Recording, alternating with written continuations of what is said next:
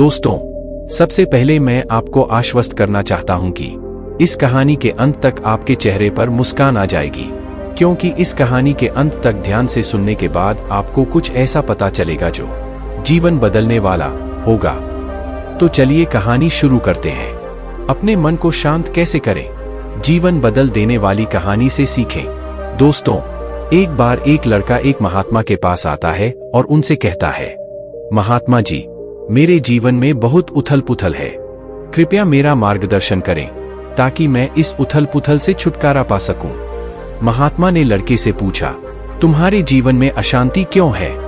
तब लड़का जवाब देता है, अत्यधिक विचारों के कारण मेरे भीतर कई तरह के विचार चलते रहते हैं, जिसके कारण मेरा मन परेशान रहता है। तब महात्मा जी मुस्कुराते हुए लड़के से कहते हैं, आसमान की ओर देखो, क्या सूर्य दिखाई देता है? लड़का आसमान की ओर देखकर कहता है, हाँ गुरुदेव, दिख रहा है। तब महात्मा जी लड़के से पूछते हैं, अगर तुम लगातार धूप में खड़े रहोगे तो क्या होगा? लड़का कहता है कि गुरुदेव, उसे गर्मी लगेगी और उसका शरीर बेचैन हो जाएगा। तब महात्मा जी लड़के से पूछते हैं कि अगर तुम्हें धूप में खड़े होने पर गर्मी लगती है तो इसमें किसका दोष है, सूरज की, गर्मी की या आपकी? लड़का कुछ देर सोचता है और कहता है, कृपया बताएं गुरुदेव। वह महात्मा जी मुस्कुराते हुए उस लड़के से कहते हैं कि सूरज का काम गर्मी देना है और गर्मी का काम गर्मी लेना है, इसलिए यह तुम्हारी गलती है कि तुम धूप में खड़े हो। आप चाहें तो छाया में जाकर बैठ सकते हैं। इसी प्रकार हमारे मन का स्वभाव है, विचारों और भावनाओं की खिचड़ी पकाना, और विचारों और भावनाओं का काम है आपको दिशा दिखाना। अब आप उस दिशा में आगे बढ़ना चाहते हैं या नहीं, यह केवल आपके हाथ में है। ध्यान से देखें और समझें कि विचार और भावनाएं समस्या नहीं है, बल्कि आपका उनसे जुड़ा रहना समस्या है। कल्पना कीजिए कि आप धूप में खड़े हैं और चाह रहे हैं कि आपको गर्मी न लगे। क्या ऐसा संभव है? यदि आप गर्मी से बचना चाहते हैं तो क्या आपको अपना स्थान धूप से छाया में बदलना होगा? दोस्तों, इंसान होने के 4 आयाम हैं। पहला तन, दूसरा मन, तीसरा दिल, चौथा बुद्धत्व। दोस्तों, बुद्धत्व यानी कि को बुद्धि के परे की स्थिति है, उसे बुद्धत्व कहा जाता है। दूसरे और तीसरे आयामों में हमेशा उथल पुथल रहती है।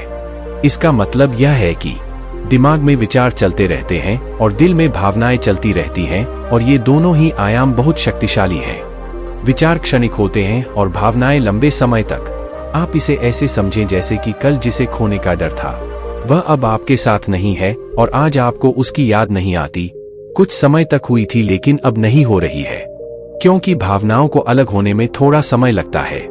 विचार तुरंत बदल जाते हैं, जैसे आप अभी कुछ और सोच रहे हैं और कुछ समय बाद कुछ और सोचने लगते हैं। इन भावनाओं की वजह से आप किसी से प्यार करते हैं, लेकिन फिर यह प्यार नफरत में बदल जाता है और मित्र शत्रु बन जाता है। फिर वह लड़का उस गुरु से पूछता है कि फिर क्या करना चाहिए? फिर महात्मा उस लड़के से कहते हैं, तन के आयाम पर काम करना, और यह सबसे आसान तरीका है।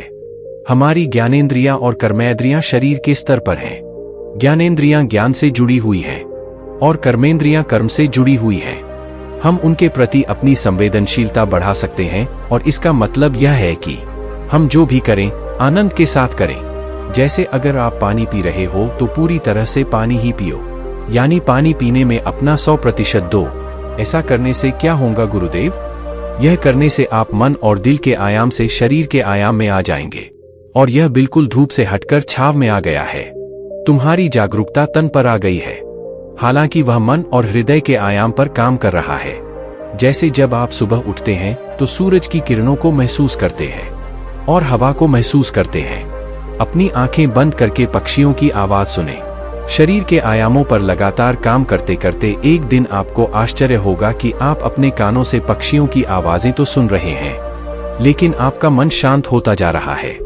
आपने अपने मन पर कोई काम नहीं किया है, लेकिन फिर भी वह शांत हो रहा है। इसलिए पहला उपाय तो यही है कि हर काम शरीर के आयामों के प्रति सचेत रहकर किया जाए। और दूसरा उपाय है, अपने भीतर की ध्वनि को सुने।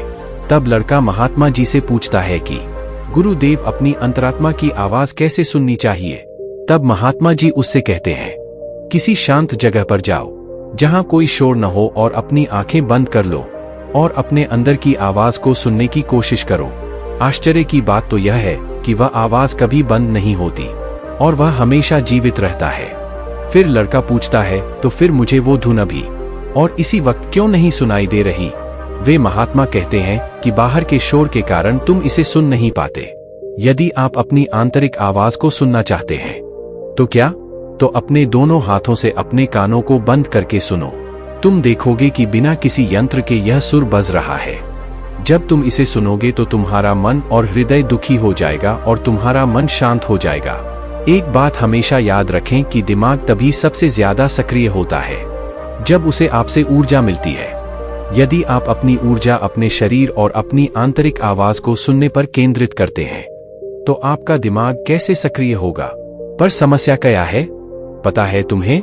हम अपने विचारों से और अपनी भावनाओं से लड़ते रहते हैं और इसी में ही अपनी ऊर्जा को खत्म कर देते हैं। फिर हमें हर बार की तरह हमें अशांति घेर लेती है। इसीलिए अपने मन को शांत करने के लिए ये दो काम करें। पहला उपाय है अपने मन के आयाम से हटकर अपने शरीर के आयाम पर आना और दूसरा उपाय है अपने भीतर की आवाज को सुनना। दोस्तों, वह लड़का तो महात्मा की बात समझ गया, लेकिन क्या आपको समझ आया? कृपया हमें नीचे में कमेंट करके बताएं।